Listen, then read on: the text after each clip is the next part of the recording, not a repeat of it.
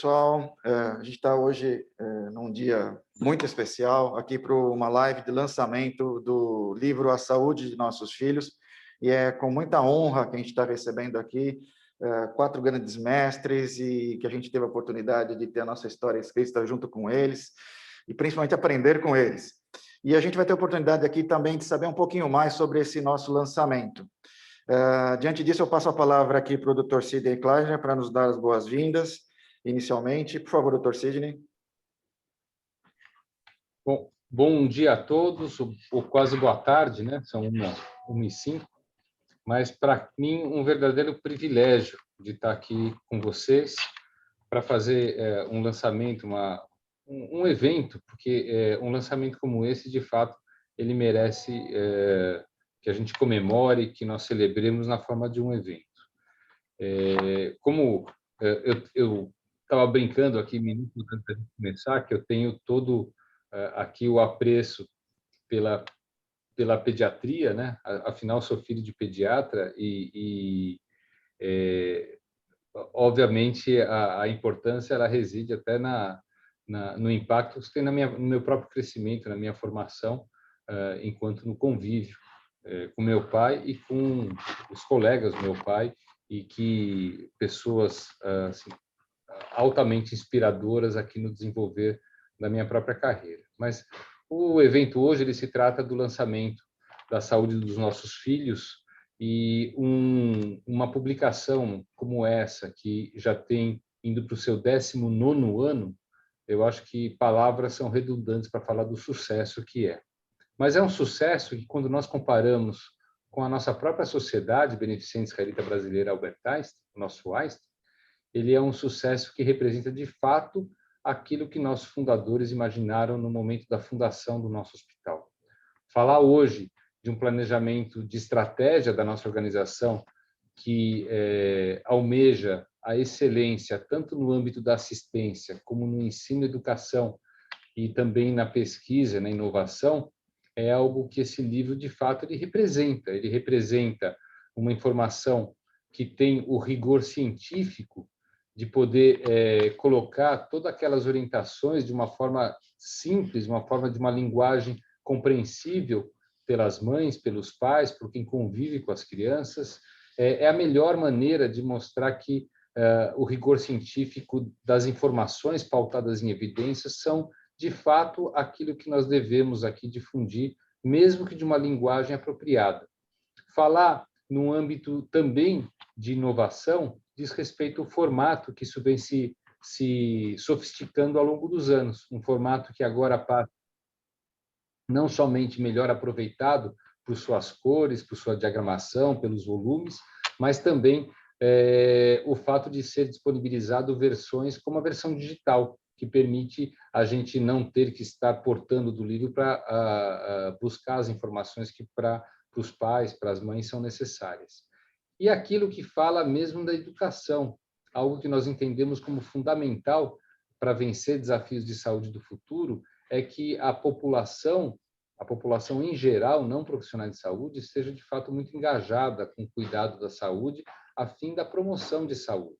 E esse livro nada mais é do que uma forma de educar, de engajar aqueles que lidam, pais, mães, avós, profissionais que cuidam de crianças, com informação correta, com informação adequada, desprovida de idealismo, desprovida de outros interesses, e faz parte do nosso desenvolvimento, não somente da criança até o adulto, mas faz parte de qualquer cidadão se acercar das informações corretas de saúde para o autocuidado, no caso, o cuidado dos pais pelos nenéns, desde a gravidez até a idade adulta. Esse livro inova em todos esses aspectos que também são estratégias do Einstein, mas principalmente nos desafios que a gente tem para lidar com o futuro, para uma criança que se desenvolva de uma maneira feliz, de uma maneira saudável, e isso faz parte, sim, de ter informação correta, pautada por aquilo que é evidência científica. Então, portanto, é motivo de muito orgulho eu estar aqui com vocês, é o orgulho para a Sociedade Beneficente Israelita Brasileira Albert Einstein, contar com a participação de pessoas que têm suas carreiras, própria vida, linkada ao nosso hospital, como é a doutora Renata Waxman, o Dr. Eduardo Troster, professor Cláudio Schwartzman, que inspira e me inspirou há muito tempo aqui na carreira, tanto como médico, como aqui na gestão do nosso hospital, e o Solim Abramovici, com quem eu gosto de uma amizade desde a época que eu era adolescente, e ele era um dos que conviviam muito com meu pai naquele momento. Portanto, então, eu gostaria de, ao mesmo tempo, dar as boas-vindas de quem participa desse evento e cumprimentar pela iniciativa há 19 anos atrás, pela modernidade de a cada edição torná-lo mais moderno, mais cumpridor dos seus objetivos, e cumprimentar também por ter criado um momento através do qual a gente possa comemorar e dividir essa alegria de estar publicando aqui mais uma edição da obra Saúde dos Nossos Filhos. Parabéns a vocês, aos autores, ao Linus como nosso gestor da unidade materna infantil, e muito obrigado pelo convite de eu estar com vocês. Um abraço a todos aí.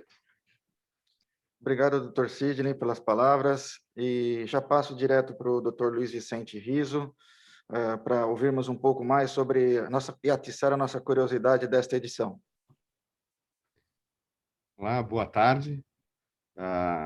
Em primeiro lugar, muito obrigado pela oportunidade de falar aqui alguns minutos para vocês, né?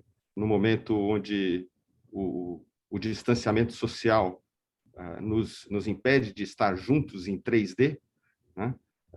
Em grandes números, ele também abre a oportunidade de termos um número muito maior de pessoas num evento como esse, que é marcante para a sociedade. Saúde dos Nossos Filhos é um livro, na realidade, uma coletânea, né? Cuja história se confunde com a própria história do IEP nos seus 20 anos. Né?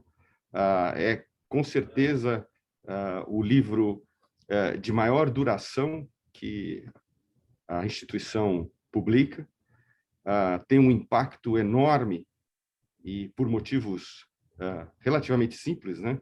Editado por 4 dos pediatras mais queridos dessa instituição e, com certeza, do país, com seus milhares de pacientes e uma experiência inigualável, até para escolher os tópicos que são abordados. Né? E este livro já, como disse o nosso presidente, o Dr. Sidney Kleiner, há quase 20 anos, se tornou um manual para a gestão da saúde do bem mais importante que qualquer sociedade pode ter, que são as crianças e é o nosso futuro. Né? Mais uma vez, no momento onde a questão da saúde está em grande evidência, né? A saúde das crianças deveria estar em ainda maior evidência.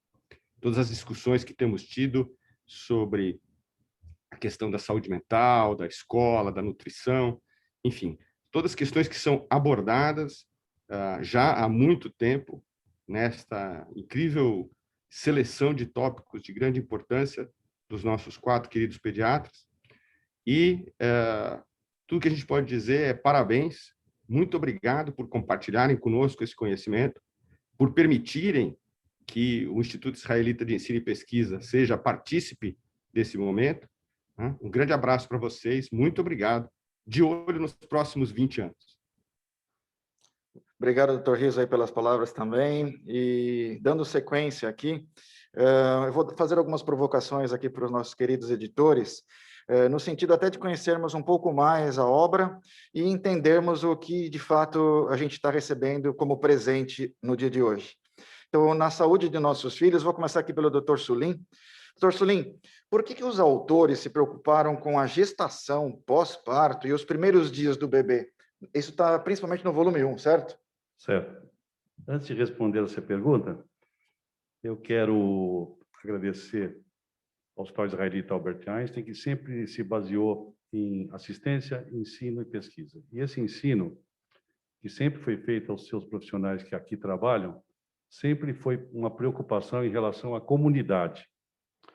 Todas as publicações nessa área, em especial o IEP e todo o departamento materno-infantil, hoje representado pelo Dr. Linus Pauling, sempre se preocuparam em que a comunidade fosse bem informada e participasse das nossas decisões.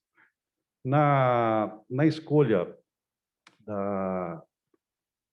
desse primeiro capítulo, desse primeiro volume, nós entendemos que os primeiros 1000 dias da criança são muito importantes. Nós não podemos separar a gestação, o parto, o pós-parto e os primeiros tempos de vida da criança.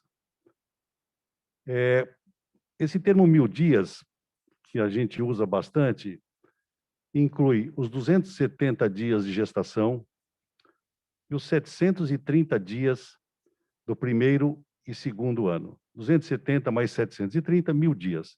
E nós temos por que nós temos toda essa preocupação com os 1000 dias? A saúde e acompanhamento da gestante é fundamental. Não dá para dissociar o que o obstetra, o ginecologista faz, com o pediatra passa a fazer a partir do nascimento. A saúde da gestante, a nutrição da gestante, as preocupações da gestante, a segurança em relação ao parto que vai ocorrer, são fundamentais no desenvolvimento da criança. A partir do nascimento, existe uma interação muito grande entre o ginecologista, o obstetra, o pediatra, o neonatologista e todos os profissionais de saúde que são responsáveis pelo desenvolvimento dessa criança. Já está claramente demonstrado em outros eventos e pela literatura e pelos experimentos que uma boa saúde nos primeiros dias serão fundamentais na prevenção de doenças na adolescência e na fase adulta. Citamos obesidade, hipertensão, diabetes. Então, toda essa preocupação da mãe, da gestante, já ter um contínuo no seu atendimento, é o que nos motivou a incluir. Não dá para separar o ginecologista, o gineco-obstetra, o pediatra, o neonatologista do desenvolvimento dessa criança. A gestação envolve algumas dúvidas muito importantes na mãe. Como vai ser o nascimento? Como eu vou cuidar? Como eu vou amamentar? O parto vai ser normal? Não vai ser normal? Que exames eu tenho que fazer? Tudo isso é uma preocupação muito grande. Então, a gente já, nessa relação dos 1000 dias, a gente já procura interagir com os pais, cuidadores e todos os profissionais para não haver uma quebra nesse cuidado do recém-nascido. Então, a hora que nascer, a mãe já está preparada, já conversou com o ginecologista já conversou com o pediatra, nós já vamos estar sabendo, a mãe já vai estar sabendo optar por vacinação, por cuidados, por evitar acidentes e todas essas coisas que podem ocorrer. Então, dúvidas que podem parecer banais, quando nós escrevemos textos médicos, de médico para médico, a gente acaba esquecendo alguns detalhes muito importantes, que as dúvidas poderiam ser banais para a mãe, mas na verdade não o são. Eu vou amamentar? E se eu não conseguir amamentar direito, como vai ser? Eu vou ver meu bebê assim que nascer? Como que é o berçário do hospital que eu escolhi? Qual vai ser o pediatra? Eu vou conhecer o pediatra logo depois da primeira consulta? Então, tudo isso nos fez fazer esses 1000 dias um contínuo. Então, esse primeiro volume dessa coleção envolve todos esses profissionais, não só médicos, mas pessoal de enfermagem, assistente social, fonoaudiólogo, todos que estão envolvidos no cuidado da gestante e do recém-nascido. Uma coisa muito importante nessa coleção é que todos os que escreveram, todos os profissionais que escreveram para essa coleção, além de colocar o seu conhecimento científico, têm uma experiência muito grande em relação às dúvidas dos cuidadores, das mães, dos educadores, da própria criança. Nós não consideramos a criança e o adolescente como um fator isolado. Ela está envolvida pela família, envolvida pela comunidade. Então, esse é o motivo da gente ter escolhido, no primeiro volume, gestação, pré-parto, pós-parto e primeira infância.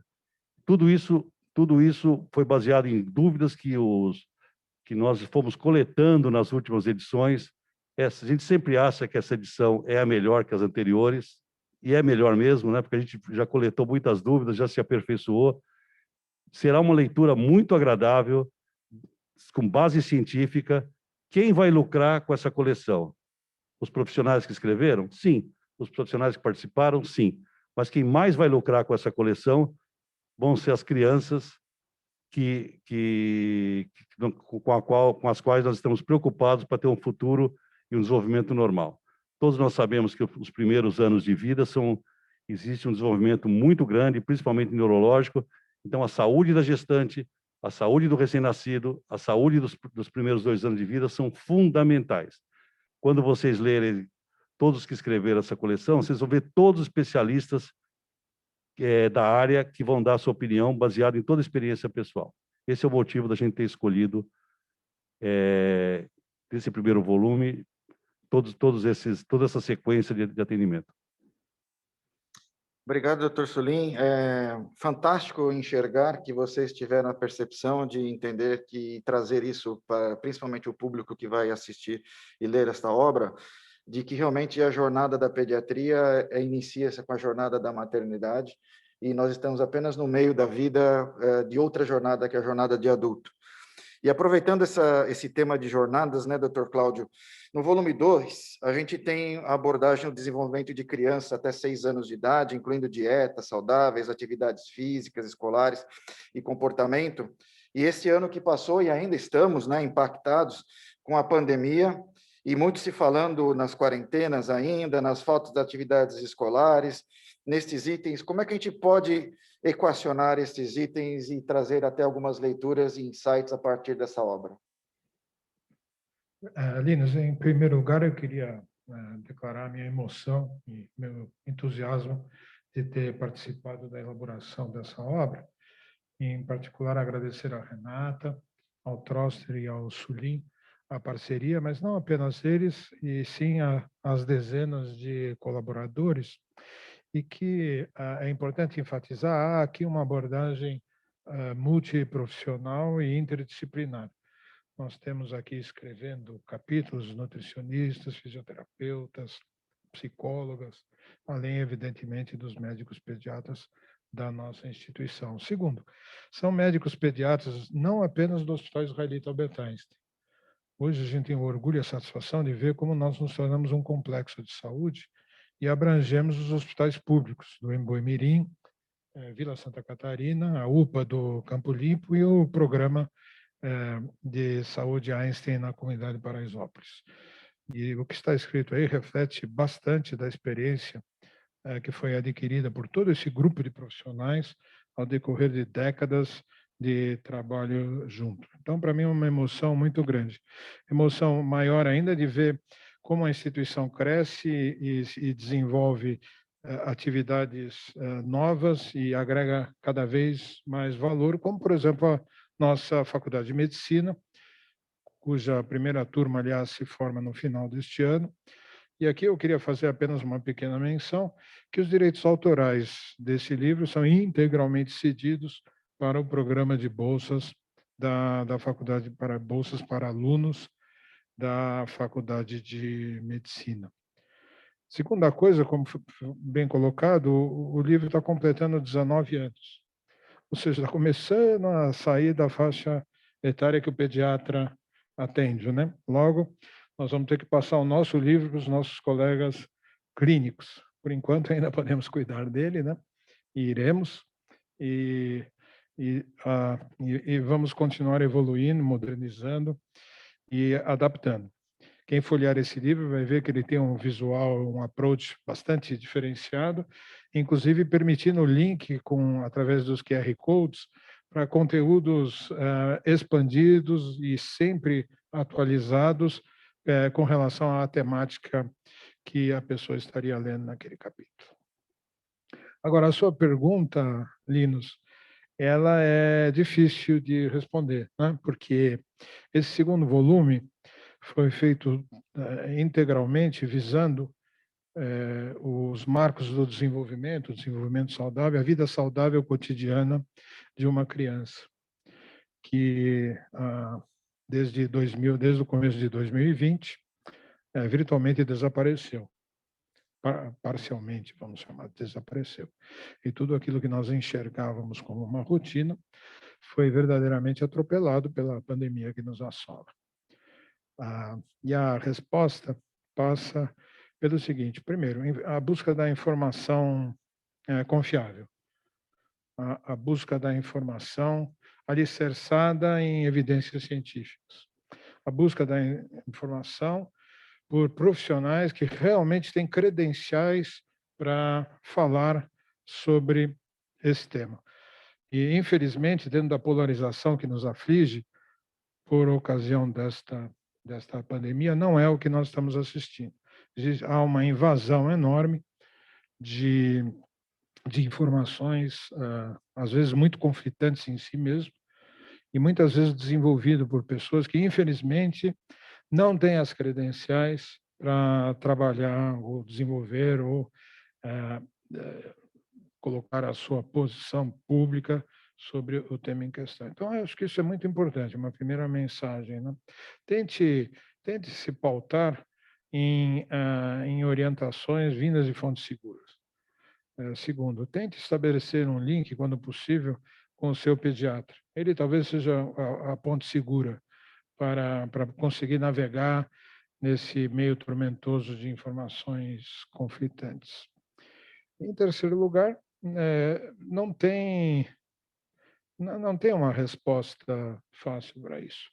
A criança, como adulto, como idoso, como profissional, como toda a sociedade brasileira, aliás, está pagando um imposto terrível por tudo que está acontecendo. A criança não é uma ilha. Da mesma maneira que o pai e a mãe da criança estão sofrendo, e os avós, e todos nós, a criança não poderia deixar de experimentar tudo o que está experimentando. Então, nós abordamos bastante a questão da vida escolar, do desempenho na aprendizagem, as características e pontos principais da aprendizagem. Parte não muda, sendo presencial ou online, mas parte muda e bastante. Quanto menor a criança, e nós abordamos crianças até 6 anos de idade, mais difícil é a situação. É difícil, não dá para acreditar que uma criança de 4 anos consiga ter uma atividade didática online. Principalmente porque a escola, além das funções clássicas do aprendizado e da sociabilização, né, ela tem uma terceira função que muitas vezes não é tão colocada claramente, que é a de tutoria. Ou seja, os pais, por exemplo, que trabalham, precisam, querem deixar os seus filhos com tutores confiáveis. E a escola desempenha esse papel. Eu diria que nessa faixa etária, talvez o que esteja desempenhando o principal fator limitante seja o desaparecimento da tutoria. Porque o desenvolvimento de atividade online vai necessitar da tutoria permanente do pai, a mãe ou um parente querido, como os avós. Os avós, mais difícil, justamente por causa do risco que eles frequentemente têm com relação a contrair a doença. Então, esse é um ponto. Por outro lado, o que se observa é que existem uma série de atividades online que podem ser desenvolvidas mesmo com crianças pequenas, porém por intervalos de tempo adequados. A segunda coisa, a atividade física, que é bastante abordada neste volume, incluindo a prática do esporte. Esse é outro item que foi bastante prejudicado, bastante prejudicado. E é difícil você encontrar um caminho, a não ser o da criatividade, tentar desenvolver o que é possível se desenvolver dentro da residência das pessoas, quando isso for possível, ou na cercania da residência das pessoas, quando isso for possível. O que nós observamos é famílias trancafiadas dentro de casa nesse período todo. E não é assim que se enfrenta a pandemia. A pandemia se enfrenta no tripé uso de máscara, distanciamento social e lavar as mãos. Isso, lamentavelmente, não tem sido desenvolvido com a força e energia de explicação e educação e promoção que deveria ter. Se você sai de casa usando máscara, observando um distanciamento social, não é lockdown, observando um distanciamento social e lavando as mãos, não há necessidade de ficar trancado em casa. E entra na questão da volta à escola. A volta à escola foi vítima de dois movimentos antagônicos. De um lado, infelizmente, acho que nós temos que dizer isso, né? Nós somos um país que abriu bar e restaurante e fechou escola.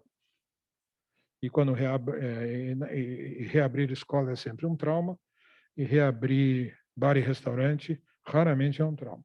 Agora mesmo, em determinadas regiões da cidade de São Paulo, se nós passarmos lá à noite, vai parecer que é uma ficção científica o que está ocorrendo lá. Aquelas pessoas estão lá dentro de uma bolha de proteção e achando que não vai acontecer nada com aquilo que elas estão fazendo. Já na escola, ocorre o oposto, né? As escolas, de maneira geral, umas mais, outras menos, têm desenvolvido protocolos de segurança muito rigorosos. Varia um pouco o rigor com que isso é aplicado, porém, esses cuidados têm sido adaptados e conduzidos com bastante eficácia, coisa que não vemos em parte das outras atividades. Então, evidentemente que deve haver a volta à escola. E um pouco nós abordamos isso. Entretanto, por outro lado, existe uma corrente que, sim, onde há pediatras nesta corrente, que afirma que não tem risco nenhum voltar à escola. O que não é verdade. De novo, são pessoas que nós temos que nos perguntar, né, que militam nesse outro extremo, né? Tem credencial para falar sobre isso? Estudam isto? Conhecem profundamente a epidemiologia daquilo que está ocorrendo? E a resposta, infelizmente, é não. Mas essas coisas nas mídias sociais, para ambos os lados, ganham muita popularidade. E, com frequência, são conflitantes. Mas esta questão de um país que abre bar e restaurante e fecha a escola, essa é uma questão dura para nós pediatras observarmos. E, finalmente, a questão nutricional. Nós abordamos bastante, com apoio de nutricionistas, essa questão da alimentação saudável. E que, de novo, tudo isso foi atropelado pela rotina que está ocorrendo, onde, com frequência enorme, crianças, particularmente de classe média para cima, acabam se alimentando de alimentos, de comida trazida pelos aplicativos de entrega vinda de restaurantes. E são comidas que, com frequência, são pobres em fibra, ricas em sódio, ricas em gordura e ricas em açúcar, que, aliás, é o que permite que trafegue numa motocicleta e chegue na casa das pessoas com um gosto minimamente aceitável. Então, de novo, aqui a resposta é resistência a isso, né? Tentar ao máximo, dentro do possível, preservar a criança de ser exposta a esse tipo de alimentação. E o que nós pediatras estamos assistindo é o ganho do sobrepeso. Quer dizer, a alimentação com essas características que eu descrevi, mais a ausência da atividade física, tem levado, isso não é privilégio das crianças, isso tem levado também aos pais, né, a questão do sobrepeso, muitas vezes beirando a obesidade. Acho que teremos que enfrentar uma epidemia que já vinha se desenhando antes da pandemia. Nós teremos que nos defrontar com essa questão do sobrepeso e da obesidade. E, finalmente, a questão da saúde mental. Todo esse conjunto de coisas, evidentemente, é desfavorável para o desenvolvimento de uma criança. É desfavorável. E isso nós vamos começar a perceber na medida que os meses e anos forem se sucedendo e essas crianças pequenas de hoje vão se tornar adolescentes e adultos. E eu destaco a própria questão do uso da máscara, né? Que todos os pediatras, psicólogos sabem da importância da expressão facial no desenvolvimento de uma criança. E essa expressão facial, ela está preservada, evidentemente, dentro do domicílio, porém, apenas dentro do domicílio. Qualquer outra atividade fora do domicílio a interação é com pessoas de máscara. E crianças que estão se desenvolvendo sem conhecer a expressão facial dos interlocutores. Isso certamente vão paulatinamente surgir um monte de evidências científicas mostrando qual foi o impacto disso e o que fazer para minorar e contornar essas questões todas. Obrigado, doutor Cláudio. Eu acho que a sua reflexão foi muito importante, né, para lembrarmos que fomos formados pela ciência, né, e temos obrigação com a ciência.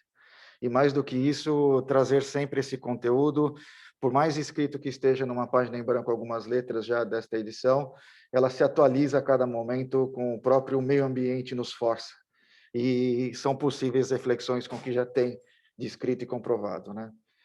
E aproveitando o terceiro volume, doutora Renata, vou deixar para você a pergunta mais difícil, é contar para nós aí qual é o conteúdo desse terceiro volume. Conta para nós aí como foi escrito com esse seu coração. Muito bem. Bom, primeiro de tudo, agradecer a imensa oportunidade e manifestar a grande alegria que eu estou de nós já estarmos na nossa 4ª edição. E esse livro esses livros, mas que na verdade esta coleção, ela tem, na verdade, muitas diferenças, muitas coisas novas, e sem o apoio decidido da Sociedade Beneficente Israelita Brasileira, Hospital Albert Einstein, o Instituto de Ensino e Pesquisa aqui do Albert Einstein, sem a enorme colaboração de todos os autores que participaram de coração, e passando, inclusive, suas experiências. Enfim, não tenho nem como agradecer toda a ajuda e até peço desculpas de pegar muito no pé de todas as pessoas. Mas no ano passado, aproveitando essa situação da quarentena, acho que foi o que nós conseguimos levar de melhor, que foi desenvolver com muita qualidade essa 4ª edição que agora se apresenta. Mas eu quero que fique muito claro que as observações, que todo o conteúdo que lá está, que está muito bem descrito nesses volumes, não pode, não deve substituir de forma nenhuma os ginecologistas, os obstetras e também os pediatras que tanto participam da vida das nossas crianças. O volume 3, sem muitas delongas, nós começamos com a questão das imunizações, onde os leitores vão encontrar os calendários super atualizados, tanto o calendário da rede pública quanto da rede particular, as informações sobre todas as vacinas, vacina por vacina, todas as questões que elas poderiam gerar, e, lógico, algumas observações já sobre o desenvolvimento de uma vacina que nós também estamos esperando com ansiedade que possa, em breve, ser aplicadas para as crianças. Na sequência, entram as chamadas situações de destaque, que, na verdade, é uma das sessões que mais me encanta e que eu mais gosto desde o início, desde a primeira edição, porque são aquelas situações que os pais trazem muito para as consultas, que as próprias crianças também trazem e que muitas vezes ficam sem respostas específicas. Então, aquela situação, meu filho não dorme, meu filho não me obedece, meu filho não está indo bem na escola, ou então ele está comendo demais, ou ele não cresce, enfim, todas essas situações que o leitor vai encontrar foram escritas por especialistas e, inclusive, com algumas dicas, e dicas, inclusive, fundamentais e muito importantes de como proceder, quando procurar ajuda, mas, de novo, jamais querendo substituir o papel importantíssimo do pediatra, dessa criança, em todo o atendimento, em toda a atenção e em todas as orientações. E o volume 3 também, depois, ele se cerca da situação que, infelizmente, mais mata as nossas crianças, as principais causas de morte a partir de 1 ano, que são os acidentes. Então, lá estão os principais acidentes, as principais causas de morte para as nossas crianças, detalhados de como ocorrem, como deveria ser a prevenção, que é o mais importante na abordagem de todas essas situações, e também não nos esquecemos das primeiras orientações de primeiros socorros e outras orientações que podem ser importantes, porque, na verdade, um pai, uma mãe, qualquer cuidador pode se deparar com uma situação dessas, e lá está o que fazer, pelo menos nos primeiros momentos, quando a situação do acidente ocorreu. E as emergências, que seriam também os traumatismos em todos os segmentos corporais, também com todas as orientações de prevenção, de atendimento, inclusive da parada cardiorrespiratória, da síncope, enfim, situações que podem fazer parte, que podem, infelizmente, acontecer durante o crescimento e o desenvolvimento das nossas crianças. Legal, doutora Renata. Muito importante saber, né, que nesse volume 3 a gente tem realmente o como se faz, né, e nessa busca dessas perguntas que muitas vezes nos fazem como pediatras, né, e que poucos se atreveram até hoje a escrever sobre elas, né, como se não pudéssemos escrever sobre isso, né, ou tomar uma posição. Legal essa posição de poder assumir isso, né, e muito mais do que isso, também lembrar que, assim, essas posições são sempre complementadas pelo profissional, porque são valores que também trazem na formação de cada um, que complementam essas ideias, né? E finalizando no 4º volume, Dr. Troster, pelo que eu soube, já trata das principais doenças acometidas na primeira infância, ele está organizado em sistemas. Fale mais um pouquinho sobre isso e quais são as doenças mais prevalentes para nós. Eu primeiro queria falar que a gente vive numa sociedade da informação. Então, a gente recebe uma quantidade de informações diárias muito grandes, mas com muita frequência não são informações corretas, né? Então, uma diferença grande é o conhecimento, que é uma avaliação crítica da informação. Então, nós tivemos o privilégio de coordenar um trabalho de profissionais que têm expertise na área e conhecimento na área. Para você escrever difícil, um texto é fácil. O difícil é escrever fácil. Então, são pessoas que conseguiram simplificar, mas com profundidade, as principais doenças que acometem as crianças, as doenças mais prevalentes. E foi dividido os sinais, sintomas e as doenças por sistemas. Ontem eu estava mostrando para minha mãe o livro, e ela falou: filho, que pena que eu não tive esse livro quando vocês eram pequenos, né? E minha mãe teve uma tarefa muito difícil, que dos 4 filhos, 3 eram argentinos. E é mais difícil educar um argentino que um brasileiro, né? Mas quando saiu Benjamin Spock, que foi o primeiro livro de orientações para os pais, era nos Estados Unidos era o livro mais vendido. Depois da Bíblia, era o livro mais vendido. Então, existe uma demanda grande por orientações. A gente sente que os pais, os familiares, têm necessidade de conhecer as informações, e tem um conceito novo em comunicação clínica chamado letramento, que é que muitas vezes os familiares não entendem exatamente o que os profissionais da área de saúde orientaram e ficam um pouco perdidos. Então, é um complemento. Óbvio, como a Renata, todos já falaram anteriormente, nada substitui a consulta com um bom pediatra, mas ajuda uma complementação da informação.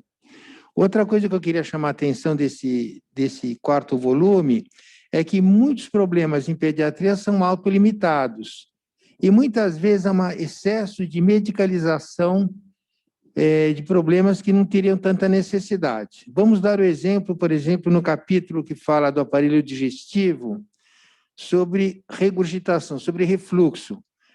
O refluxo gastroesofágico é uma coisa comum numa criança jovem, no lactente, e não há necessidade de tratamento. A gente só trata quando tem a doença do refluxo, que é quando tem um impacto na parte respiratória, digestiva, no ganho de peso da criança. Mas na maior parte das crianças que têm regurgitação, não há necessidade de medicar. Então, esse livro é um exemplo só.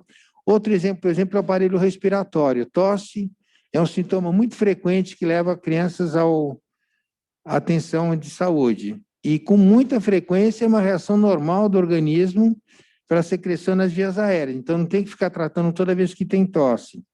Obesidade, né? A gente vive numa epidemia de obesidade cada vez maior, e o papel que o pediatra e os pais têm no sentido de prevenir a obesidade, né? Já foi falado a importância de uma dieta saudável e a necessidade de atividade física, que cada vez mais a gente vê isso ocorrendo menos, né? Então, acho que esse livro, esse 4º volume, ele aborda os principais problemas prevalentes no nosso dia a dia, complementando a consulta. A nossa sugestão sempre é que tenha a coleção completa, porque cada volume dessa coleção aborda um assunto diferente. Então, o sucesso de estar na 4ª edição é porque é uma coisa completa. Finalizando, primeiro eu queria agradecer à editora dos editores, com o nome do Alexandre, que foi um suporte, uma parceria muito boa. Agradecer a Nestlé, que é uma parceira do Departamento de Pediatria, com muita ética, com compliance, e também toda a infraestrutura que a gente gosta no hospital, né? Trabalhar no Einstein é muito confortável, a gente tem profissionais muito adequados, e por exemplo, para dar o exemplo aqui da biblioteca, na pessoa da Márcia Soledad, a gente tem uma facilidade com bancos de dados, pegando as melhores referências, as mais atualizadas, com todos os periódicos com maior impacto. Então, isso facilita muito o nosso trabalho, né? Obrigado, Troster, aí pelas palavras. E pegando um gancho aí com o que a sua mãe falou, né, a gente não pode mais dizer, então, que as crianças não nascem com manual, né? A partir sempre já teve um manualzinho por aqui, né? E agora está mais atualizado ainda, né? E trazendo um pouco aqui para o público, a gente tem a oportunidade, se alguém quiser fazer alguma pergunta, eu estou com a tela aqui aberta, eu posso passar. E parece que a gente tem um sorteio que vai acontecer agora, é isso? Tem? Qual que é? Muito obrigada, Dr. Linus. A gente tem uma pergunta no Q&A. Primeiro, deixa eu me apresentar. O Dr. Troster já falou um pouquinho sobre mim. Eu sou a Márcia, sou bibliotecária do Sistema Einstein Integrado de Bibliotecas, que é o responsável pela realização desse evento. A pergunta que a gente tem no Q&A é: parabéns pela publicação, muito obrigada, parabéns aos doutores. Como adquirir a obra? Bom, é possível fazer a aquisição dessa obra pelo site editoradoseditores.com.br e também é possível entrar no site da amazon.com.br para adquirir. No site da Editora dos Editores é possível adquirir a coleção completa, tá? Utilizem o cupom Einstein30 para que vocês tenham 30% de desconto. Já estou fazendo a propaganda do livro. Muito obrigada pela pergunta. Ok, agora a gente não tem mais nenhuma pergunta. Eu quero muito agradecer ao Dr. Linus por ter moderado esse evento. E agora vamos ao sorteio. O sorteio foi organizado também pela biblioteca e ele aconteceu nas redes sociais da biblioteca, @seibiblioteca, LinkedIn, Instagram, Facebook.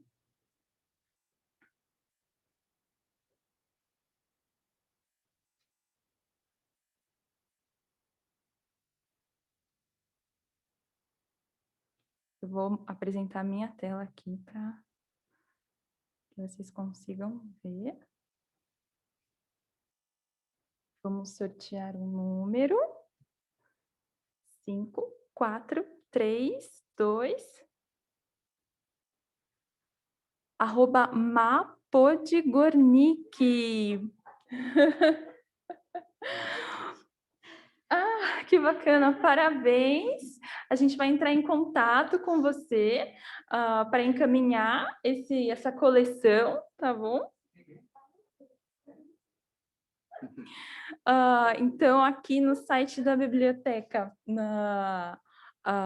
no Sei Biblioteca, no LinkedIn, estavam as regras para sorteio, e a gente vai entrar em contato com a ganhadora. Muito obrigada. Dr. Linus, agora gostaria de fazer o encerramento.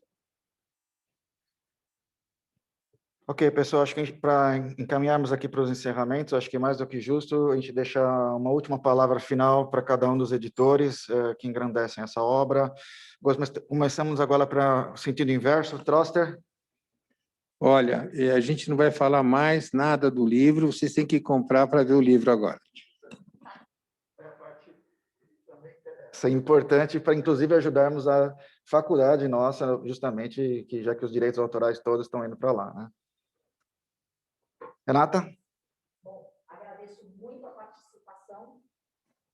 participação de todos, agradeço muito a parceria com a editora dos editores, que muito nos ajudou em todos os passos, e muito atenta, realmente muito participante, de novo, a todos os autores que muito nos ajudaram e muito contribuíram mesmo, e aviso que os autores vão passar a receber um exemplar, cada um recebe um exemplar a partir da semana que vem, que eles já vão começar a ser encaminhados.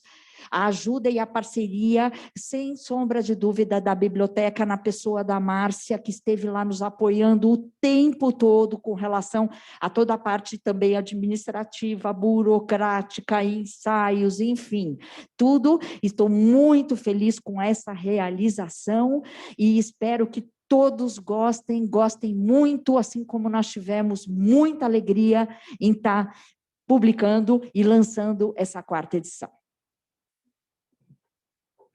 Eu, além dos agradecimentos que o Sulim e a Renata já fizeram, eu queria aproveitar, como reitor da nossa faculdade, para fazer um pequeno comercial, que é o seguinte: um dos sonhos, não sei se ainda tem, né, que os pais e mães têm, é que suas filha ou filho venha ser médico. Minha filha é médica, meu filho médico.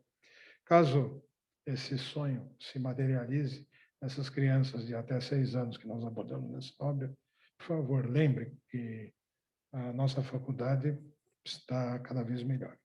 E o prédio novo inaugura no final desse ano. E a primeira turma forma-se em dezembro desse ano. Acompanhe. Sulim? É uma grande alegria no lançamento da Saúde de Nossos Filhos. Quero cumprimentar quase 200 autores, não foi isso, Renato?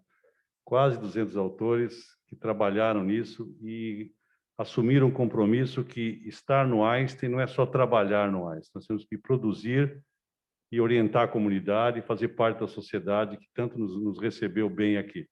Então, volto a repetir, saem vencedores todos os nossos filhos, todas as crianças, cuidadores, professores, todos os profissionais que trabalham com crianças.